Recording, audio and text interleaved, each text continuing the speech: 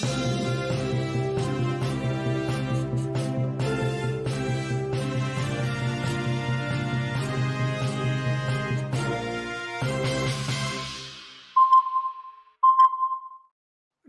दोस्तों, ocean network में आपका स्वागत है। प्रधानमंत्री नरेंद्र मोदी 30 दिसंबर को अयोध्या जा रहे हैं। 3 काम उनको करने हैं, बल्कि 4 काम समझिए। एक, जो अंतर्राष्ट्रीय हवाई अड्डा बना है, वो राष्ट्र को समर्पित करेंगे। जो अयोध्या का रेलवे स्टेशन का पुनर्निर्माण हुआ है, नवीनीकरण हुआ है, उसका भी नामकरण करेंगे और उसको समर्पित करेंगे। तीसरे, एक रोड शो करेंगे और लोगों को संबोधित भी करेंगे। जाने से पहले जो हवाई अड्डा अभी तक श्री राम अंतर्राष्ट्रीय हवाई अड्डे के नाम से प्रचारित किया जा रहा था, उसका नामकरण मोदी सरकार ने कर दिया है और इसका नाम श्री राम अंतर्राष्ट्रीय एयरपोर्ट नहीं होगा, बल्कि महर्षि वाल्मीकि अंतर्राष्ट्रीय एयरपोर्ट होगा। यानी अयोध्या हवाई अड्डे का नामकरण महर्षि वाल्मीकि के नाम पर किया गया है। अब वो महर्षि वाल्मीकि अंतर्राष्ट्रीय एयरपोर्ट के नाम से जाना जाएगा। हमारे यहाँ का जो विपक्ष है, वो निमंत्रण पत्र मिलने और ना मिलने की अभी ऊहापोह में है, लड़ाई में है। और जो अंदरूनी हालात हैं इस समय विपक्षी दलों के, कि जाए ना जाए, नहीं जाएंगे तो कितना नुकसान होगा, जाएंगे तो कितना नुकसान होगा, अभी इसी पशोपेश में है। और सरकार और जो न्यास है, वो लगातार जो 22 जनवरी को प्राण प्रतिष्ठा समारोह होने वाला है, उसको भव्य और दिव्य बनाने के लिए दिन रात जुटे हुए हैं। ये जो समारोह होने वाला है 22 जनवरी का, जिसके बारे में जानकारी मिल रही है कि जिस समय प्राण प्रतिष्ठा होगी तो गर्भगृह में केवल 5 लोग होंगे। प्रधानमंत्री नरेंद्र मोदी स्वयं रहेंगे। इसके अलावा उत्तर प्रदेश की राज्यपाल रहेंगी आनंदीबेन पटेल, मुख्यमंत्री योगी आदित्यनाथ रहेंगे, संघ प्रमुख मोहन भागवत रहेंगे और जो मुख्य पुजारी हैं वो रहेंगे। इन 5 के अलावा उस समय प्राण प्रतिष्ठा के समय गर्भगृह में कोई नहीं होगा। और जो प्राण प्रतिष्ठा है वो केवल 1 मिनट 24 सेकंड के अंदर होगी। काशी के जो पंडित हैं उन्होंने ये शुभ मुहूर्त तय किया है और द्रविड़ बंधु पंडित गणेश्वर शास्त्री द्रविड़ और पंडित विश्वेश्वर शास्त्री ने यह बताया है कि 22 जनवरी को दोपहर 12:29 से मूल मुहूर्त शुरू होगा, जो 12:30 तक चलेगा। यानी प्राण प्रतिष्ठा का मुहूर्त कुल 1 मिनट 24 सेकंड का ही होगा। और इस मुहूर्त की भी शुद्धि की जाएगी। मुहूर्त शुद्धि का जो समय है वो 20 मिनट का होगा। 19 जनवरी की शाम 6 बजे से शुरू होगा, जो 6:20 तक चलेगा। इसके बाद 20 जनवरी को सूर्योदय से पहले मुहूर्त शुद्धि का संकल्प होगा और पंडित गणेश्वर शास्त्री ने ही काशी कॉरिडोर के लोकार्पण और राम मंदिर शिलान्यास का भी मुहूर्त तय किया था। जो कार्यक्रम मिल रहे हैं प्रधानमंत्री नरेंद्र मोदी के, वो ये हैं कि अभी 30 दिसंबर को जाएंगे और 30 दिसंबर को जो 4 कार्यक्रम हैं वो मैंने आपको बताया है। वो रोड शो भी करेंगे, वो लोगों को संबोधित भी करेंगे, अंतर्राष्ट्रीय हवाई अड्डे का और जो अयोध्या धाम रेलवे स्टेशन है उसका लोकार्पण भी करेंगे। योगी आदित्यनाथ अयोध्या में थे और अयोध्या में उन्होंने सारे निर्माण कार्य का जायजा लिया है। वो शुक्रवार को रहेंगे और प्रधानमंत्री जब रहेंगे 30 को, तब भी वो रहेंगे। लेकिन मैं जो आपको कह रहा था कि एक और तो उत्तर प्रदेश और केंद्र सरकार और न्यास इस कार्यक्रम को भव्य रूप देने के लिए दिन रात परिश्रम कर रहे हैं। दूसरी ओर विपक्षी दलों के नेता हैं जो अभी इसी झगड़े में उलझे हुए हैं, इसी ऊहापोह से नहीं उबर पा रहे हैं कि वो अगर उनको निमंत्रण पत्र मिला है तो अयोध्या 22 जनवरी को जाएं, उस प्राण प्रतिष्ठा समारोह का हिस्सा बने या ना बने। जिनको मिला है उनमें से कुछ ने नखरे दिखाने शुरू कर दिए हैं, जिनमें सीताराम येचुरी इसको सरकारी कार्यक्रम बता रहे हैं धार्मिक कार्यक्रम के बजाय, और प्रधानमंत्री और उत्तर प्रदेश के मुख्यमंत्री की वहां उपस्थिति पर भी सवाल उठा रहे हैं। मैंने कल भी एक प्रोग्राम किया था जिसमें मैंने इन्हीं की नीयत पर सवाल खड़े कर दिए थे। मैंने पूछा था कि जब प्रधानमंत्री वीर साहेबजादों के प्रोग्राम में जाते हैं, सिखों के प्रोग्राम में जाते हैं, तो इनको कोई ऐतराज नहीं होता। जब वो विदेश यात्राओं के समय मस्जिदों में जाते हैं, तब भी इनको कोई दिक्कत नहीं होती है। अभी 25 दिसंबर को ईसाइयों के एक कार्यक्रम में वो शामिल हुए थे, तब भी सीताराम येचुरी को कोई दिक्कत नहीं थी।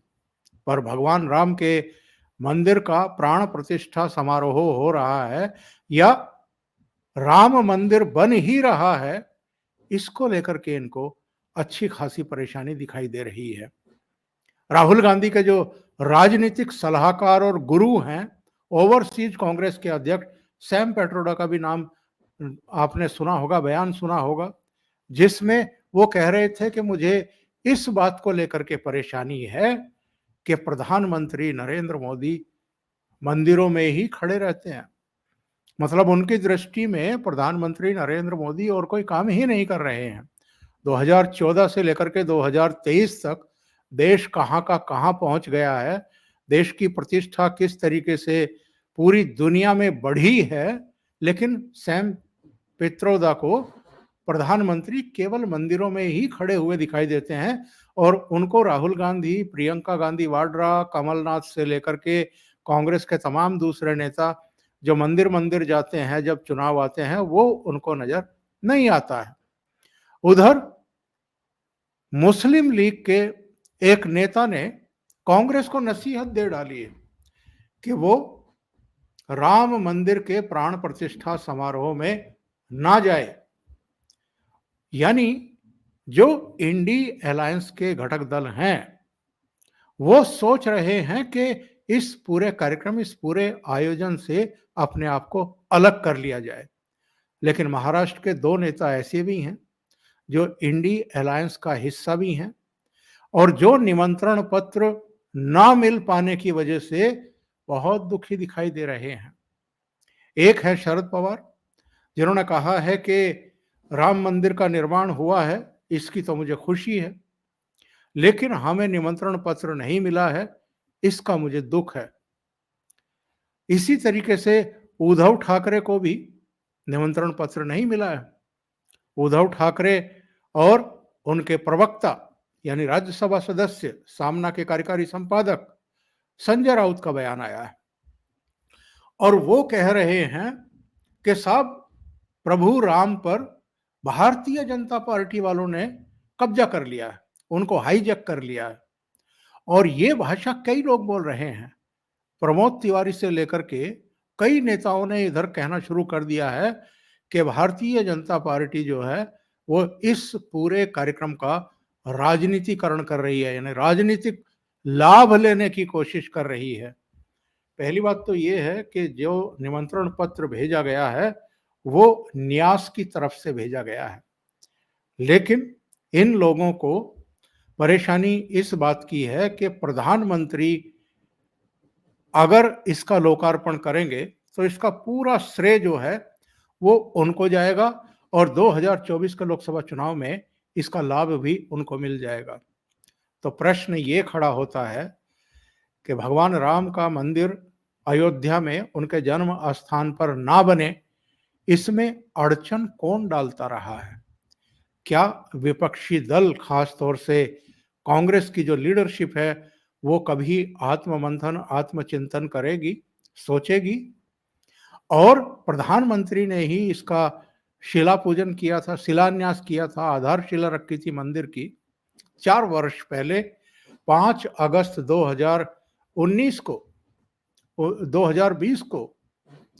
और अगर उन्होंने शिलान्यास किया था तो प्राण प्रतिष्ठा का समारोह भी उनके हाथों ही होगा। तो इसको लेकर के जो चिढ़ मची हुई है, उसकी कल्पना भी हम और आप नहीं लगा सकते हैं। लेकिन मेरा कहना यह है कि एक और तो प्रधानमंत्री नरेंद्र मोदी हैं और उत्तर प्रदेश के मुख्यमंत्री योगी आदित्यनाथ हैं, जो अयोध्या को लेकर के, भगवान राम को लेकर के, केदारपुरी को लेकर के, बाबा विश्वनाथ को लेकर के, महाकाल की नगरी उज्जैन में कॉरिडोर को लेकर के, सोमनाथ को लेकर के, 4 धाम यात्राओं के लेकर के पूरी तरीके से समर्पित भाव से लगे हुए दिखाई दे रहे हैं। और दूसरी तरफ जो विपक्ष है वो राजनीति में उलझा हुआ है और तुष्टीकरण की राजनीति के चलते हिंदुत्व विरोधी एक छवि निर्माण करने में लगा हुआ है। और मजेदार बात ये देखिए कि प्रधानमंत्री नरेंद्र मोदी और उनकी सरकार काम किस तरीके से करती है, संदेश किस तरह देती है।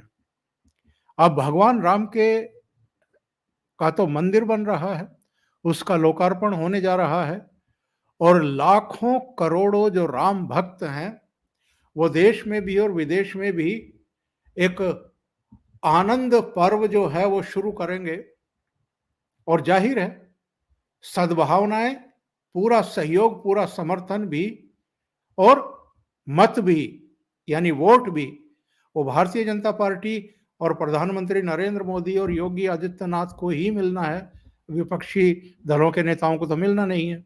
लेकिन मैं सोच बता रहा हूं प्रधानमंत्री नरेंद्र मोदी की, उनका विजन बता रहा हूं। भगवान राम का तो मंदिर बन रहा है।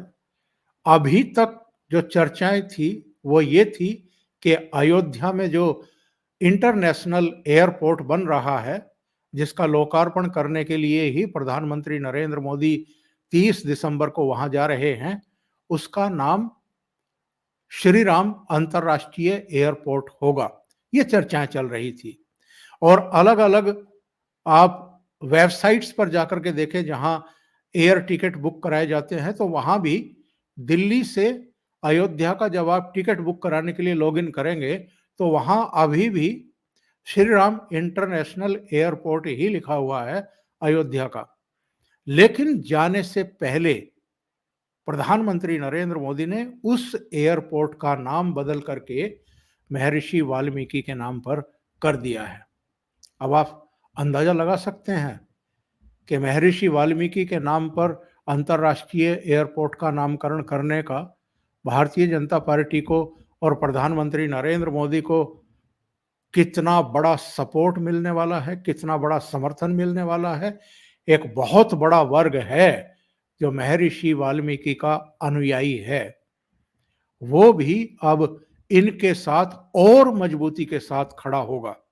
2014, 2019 और इस बीच अलग अलग राज्यों में जो चुनाव हुए हैं, तब भी वाल्मीकि समुदाय के जो वोटर हैं उनका अधिकांश वोट भारतीय जनता पार्टी को ही पड़ा है। लेकिन इस एक फैसले ने बहुत बड़ा अंतर कर दिया विपक्ष और भारतीय जनता पार्टी के बीच में।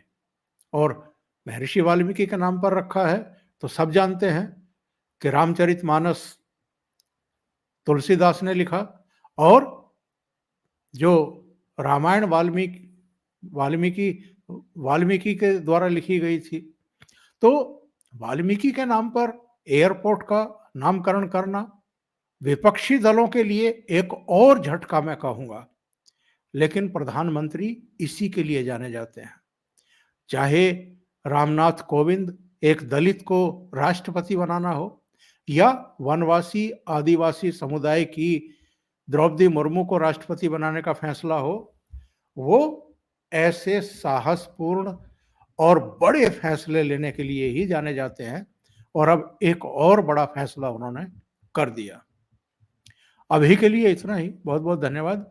अगर आपको ये चैनल और इसके कंटेंट पसंद आ रहे हैं तो लाइक करें, कमेंट करें, वीडियो को शेयर भी करें। अभी तक अगर आपने ये चैनल सब्सक्राइब नहीं किया है तो सब्सक्राइब कर लें और साथ में लगे बेल आइकॉन को दबा दें ताकि आगे आने वाले वीडियो और उनके नोटिफिकेशन आप तक पहुंचते रहें। बहुत बहुत धन्यवाद। नमस्कार।